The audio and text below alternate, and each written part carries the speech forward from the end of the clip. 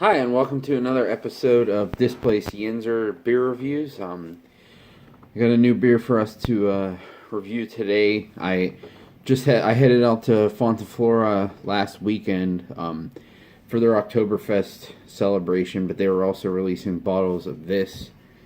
It's called Freaks the Clips. It's a mixed culture saison brewed with grapefruit, ginger, salt, and smoked paprika, which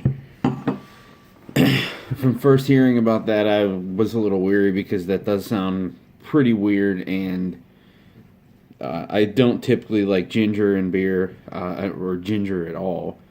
And paprika also was strange, but I've had several other things from them that, sounded weird, but they usually tend to keep this flavor somewhat subdued, and the beer itself actually turns out pretty nice. So I decided that I was going to try it first. I did try it at the brewery. I liked it a lot, but I want to see how the bottles turn out. That was on draft, and they're one of the breweries that I'm really glad that I'm close to now. I'm a little less than an hour away from them, so I'm glad I'm able to get their beer pretty regularly if I choose to drive out there, and I'll certainly be getting more of their bottles and doing some more reviews of their stuff.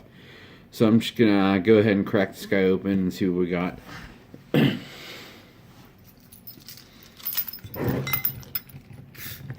Now, I do like the fact that they use it looks like actual beeswax and not some sort of fake wax that you have to get an insane knife to cut through. This reminds me a lot of New Glarus and their wax. It's not to the point where you can smudge it, but it definitely seems like real beeswax and not some of the almost plastic type wax that you see sometimes.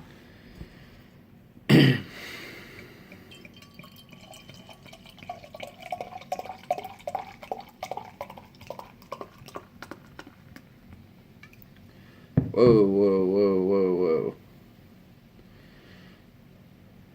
So that was a little bit of a vigorous pour. I blame myself for that one, but looks like it's dying down a little bit. It is, as you can see, it's pretty lively as it pours, which I would expect from that style of beer from a saison. So it's certainly a good thing.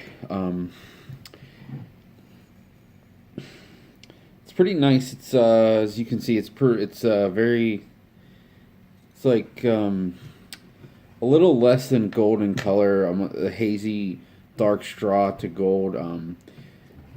That big lively head seems to dissipate pretty quickly. But that's fine for this style of beer. That's pretty much what I would expect. So it's pretty much on point for the style. So I'm gonna get a smell here and see what's going on. So the biggest aroma on this, and this is what I remember from having it last weekend as well, is very, very big oaky character. Almost that vanilla oaky character. There's certainly some citrus there. I don't know if that's from the grain and beer itself or if that's from the grapefruit. I'm guessing it's a little bit from both.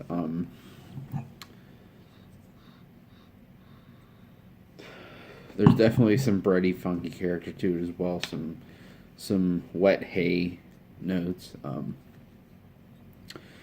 it's certainly very inviting, and I would never, by the aroma, I would never ever guess that there was ginger or paprika in this, which, from my standpoint, is a good thing. So let's take a taste.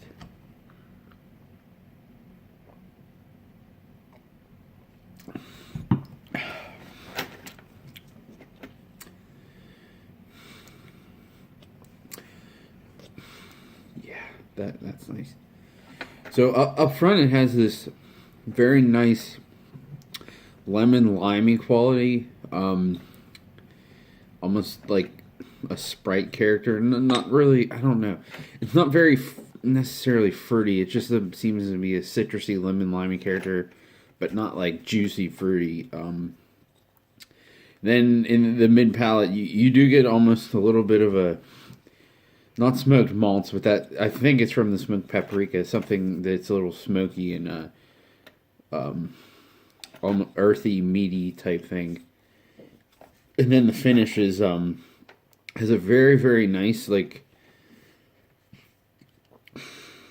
sweet tart, almost wet rock minerality, which I really, really dig. There's not a lot of places that can pull that off.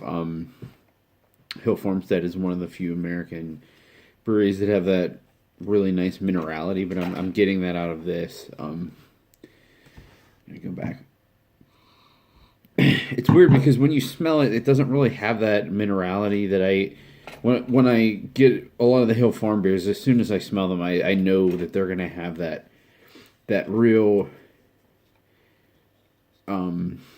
true earthy, bready, funky, minerally, damp water character, and I don't really get that out of this. The aroma is more just general oaky, lemony, tart beer, but then the aroma's great, don't get me wrong, but it leads me to believe that the beer is going to be pretty simple and not very complex, and then when I take a taste, it's a lot more complex than the aroma is, which is really inviting because a lot of beers are actually the opposite. They smell fantastic, and then you taste them, and it's kind of a letdown, so it's nice to find one that's kind of the other way around.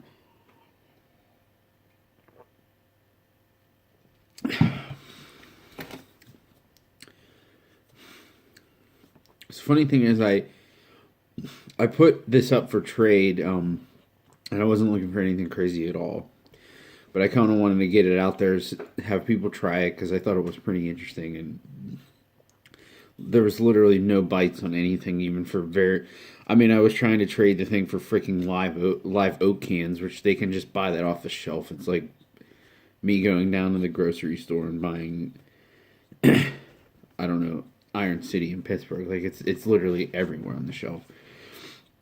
So I don't think it's a matter of rarity. I think it's just when people see the label and it says ginger and smoked paprika, they think, oh, it's a gimmicky, stupid thing. It's not going to be good, which I was a little weary of myself, so that's why I made sure that I got a pour of it before I bought any of these bottles. But it's really, really nice beer, and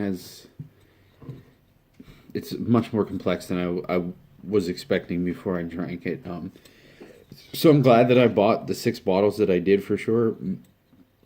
Again, if no one wants any of it in my trades, I have no problem with that. I'm not buying anything anymore,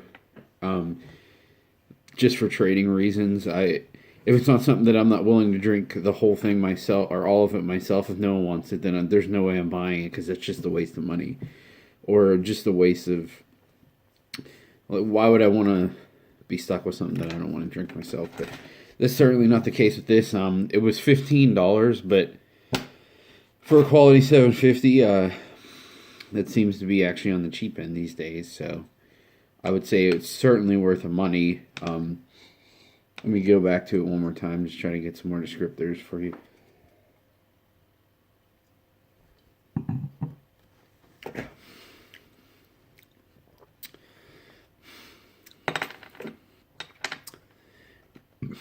That is, honestly, if you told me that I'm getting elements of Wicked Weed from like the sweet tarty character, but it's beyond that. It definitely has some minerality from Hill Farm, and then it's weird because the smoky paprika character almost gives me some sort of Phantom character, which maybe it makes me think of how some of their beers taste like smoky Band-Aids, which isn't necessarily a good thing. And this isn't Band-Aidy. It's just, I think it's because of a little bit of smokiness that makes me think of that. So overall, I would certainly say if anyone offers this to you and you like an earthy. It's not very tart either, which is nice. It's very easy to drink. It certainly has a tart character, and it's sour. It's not a standard clean saison, but it's not really tart. I could see if it wasn't $15 a bottle, I could wreck through this all day. It's very easy to drink, and so if you're not into the super sour beers, I would still recommend trying to get some of this. It's really nice. I think they still have it at the brewery just because it has the goofy shit in it that I don't think a lot of people are willing to try it. But it's a really nice beer. So, well, that's pretty much all my thoughts on this one. I look forward to doing the next one. Thanks.